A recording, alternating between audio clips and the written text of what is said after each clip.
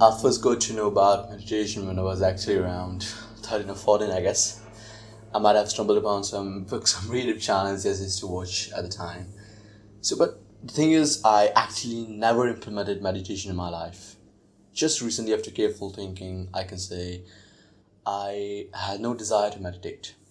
Just imagine you're kind of a chubby kid though, but who loves science. His day starts from gardening to planning and making strategies of how kingdoms are run, to gardening and evening again, and then shattering all those science by his earth-shaking discoveries in his dreams. He loves making strategies and plans of how cities are even structured. He loves making maps of Japan because of his current obsession. And it's not over yet. He loves taking IQ tests and is just absolutely focused on improving his IQ scores to a genius level after each test. Day and night grind. I ask you all, what will be the reason for him to even start meditation? No reason. Now, I got to add some thunders.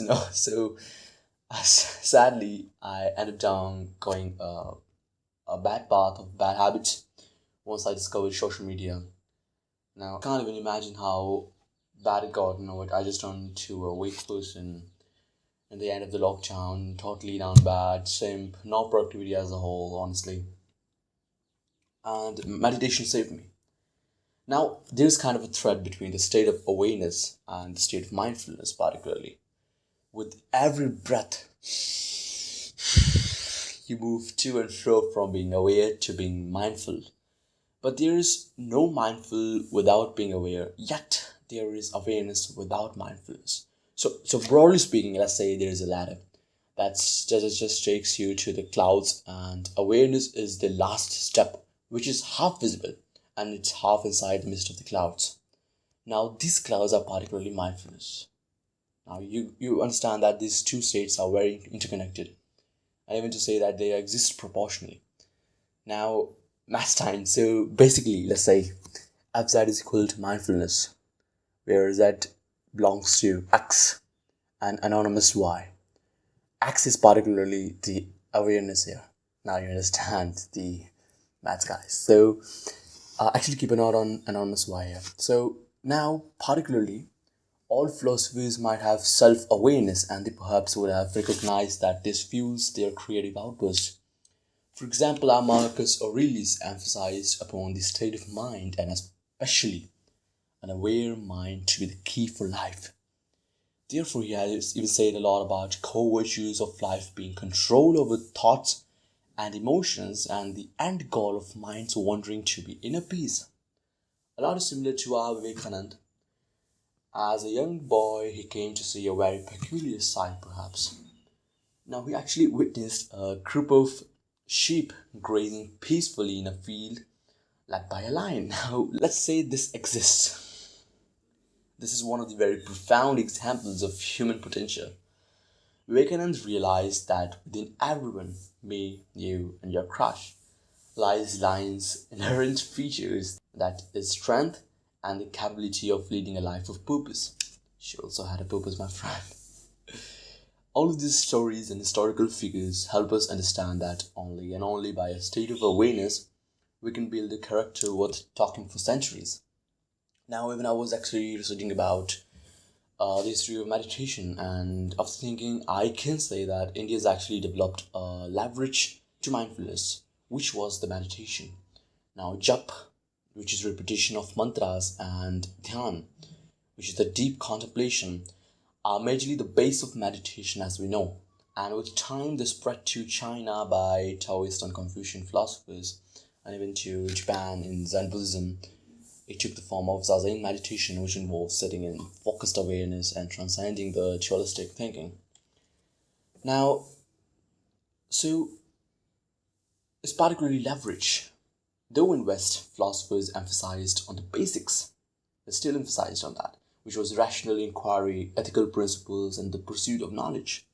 Now, Stoicism even teach the methods of self-discipline and moral character, though instead of the meditation practices that was going on in the South Asia at the time. So now, this is my promise to you. As a man, I know what I say and is what I am. Bro, meditation will change your life. Now, even relatably, this recently I was even researching about the philosophy of Lao Tzu. I even discovered that his philosophy was linked to the natural order of the universe. His philosophy urges us to align ourselves 100% to the flow of nature and to embrace simplicity. His metaphor here was water. Water is soft and yielding, yet immensely powerful.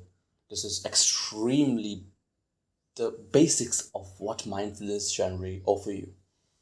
Having the quality of adaptability and flexibility, we can overcome obstacles, and having the quality of patient persistence, we can actually shape the rocks and flow by making a change in our lives.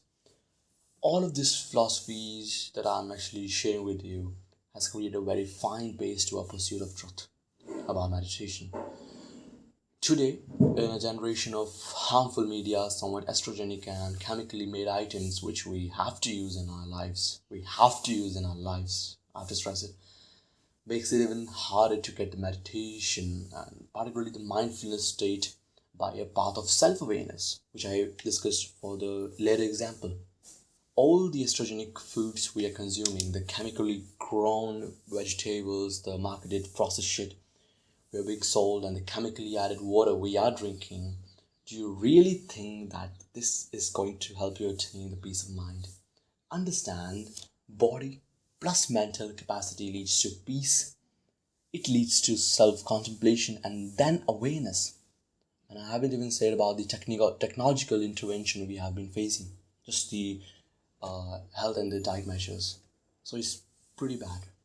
So basically, perhaps the common path of self-awareness by building your character from scratch won't really let you have the same results the past big thinkers had. The energy to dismantle the earth and to be brighter than the sun, this energy is lost. Now, I don't come with a problem here. I've come with a solution. The solution is which is a little bit sold to you as a means of content leverage. No one say to you why meditation is important, half the reason no one knows this shit, and half the reason they aren't aware themselves to tell you. The idea of meditation is to escalate your growth mechanisms and firmly the fundamentals like natural foods, health, fitness, thinking, the feeling of responsibilities and leadership, and even mindfulness are always aligned together because they are at the baseline. Let's just name this as the Aryan's baseline. They perhaps kind of related to every this all the things I've said in this health, fitness, thinking, natural foods kind of have a normal baseline we know of. Even the baseline of dopamine, which should have been the baseline of opinion formulations, they all relate to and align together, and they are kind of equal to mindfulness. Now back to what we're talking about, mindfulness and meditation. Historical Indian subcontinent ancestors actually created the leverage to enhance the effects of mindfulness, and it's something like water we discussed from the Lao Tzu's philosophy. It's flexible and yet strong. It can be a practice and a way of life at the same times, which holds immense power to assign you the mindful state of life. The peace. I actually wasn't the product of all the peace in the world and had the mental capacity of awareness that many kids had. Though, probably the kids of today's age and the future will not have the awareness leverage the kids of my age had. It was only after the harmful toxics of social media captivated my mind and the loop of dopamine ups and lows impaired my body to a level of simp. And then I rediscovered meditation. So, and I promise all the solutions to the problem lie in the mindful state of life, and meditation is surely the last hop to it. Just wait for a second. Pause the video right now and sit down with a straight posture if you can. And just focus on your breath. Do this for 15 seconds, let's say, right now. Now, if you can see, feel, smell, and sense your breath at all at the same time, this is the real mindful state of mind. Not gonna lie, I'm still not even close to it, but at least I'm closer to it than I was, and that should be our goal. Therefore, meditation helps with the mind. But just a minute or so back, I said that in the world of mindfulness, all the basics align together: health, thinking, opinion formulation, brain capacity, and etc. etc. So, if we optimize to settle on the thinking part, if we optimize on making our mind more calm, controlling our thoughts, does that affect other portions? Let's look at just some scientific researches we have. According to Halsell et al. 2011, that those who meditated showed increased gray matter density in brain. Gray matter is kind of groups of neuron cells. The data in the hippocampus 1.4% increase, posterior cingulate cortex 3.9% increase. This perhaps has a key role in cognition. For example, another research even shows that this area was kind of jiggly when people rethought of their plans for future, and even it's related to attention, so it's important. And the tempora partial junction 5.0% increase, and the cerebellum 3.7% increase. Did they optimize their diet? We don't know. Did they not use their phone? We don't really know. So all of this without even changing other elements, by just the meditation forms and this much increase, that's really to be stressed about. Many more researchers like Tang et al. 2010 observed increased fractional atrophy in the anterior cingulate cortex compared to the group who didn't meditate. Same researches even show that mindfulness training improves working capacity while reducing mind wandering. Stoics say emotional control is essential. Mindfulness training actually even improves emotion regulation. What about health? One research showed that meditation or similar practices like yoga, thinking, and action behaviors combined as MBSR helped with stress reduction and improved health. This research was actually conducted on the survivors of breast cancer. And this is just some of the researches, there are many. Even going a bit on the different tangent, I actually was recently watching the Fat Chance 2.0 video about fructose, and there I discovered about the types of proofs for the first time actually. First is anecdotal data, which is kind of garbage. Second is correlation. It's to relate with happenings, like which came first. Let's say there's an event A and there's an event B, which happens. We don't know what caused which, and even they are related. The third is casual medical interference, and the fourth is scientific proof done by trials, etc. Bro, global warming isn't even scientifically proved. Even if it's real, it's casual interference. But there are some scientific data, some information that shows that meditation can help with all the aligned things I said: health, emotions, opinions, mental capacity, etc. All of this shit is connected. Till now, I've discussed the base, the solution in depth, and they kind of gave you the flavor of our solution. Cure to meditation we are facing is half visible and half inside the mist of the clouds. The same example. Though which is visible is some things we can implement. Opinion formulation is related to how we take on opinions and thinking of others. Do not use social media unless it's urgent and for education based reasons only. This will actually help reduce garbage. Most social media is actually garbage. And optimize your diet. Remove most plastic items if you can afford to. Though if you can't, better try to just avoid it. Avoid processed food, and if you have a garden or some land, grow your own vegetables. Completely remove added sugar from your life. Fruits are very welcome. Very welcome. By the way, the key to diet generally is low sugar, high fiber. Protein as per your goals, but better if you can derive naturally. All of these tools are actually very important for you to eradicate most types of ups and downs that you face with feelings, and gives you the base to optimize your diet and health. Remember, health also aligns together with mindfulness. And health is generally the easiest thing to do in the spectrum of other aligned things in the Aryan space line I named it. Supplement your life with meditation.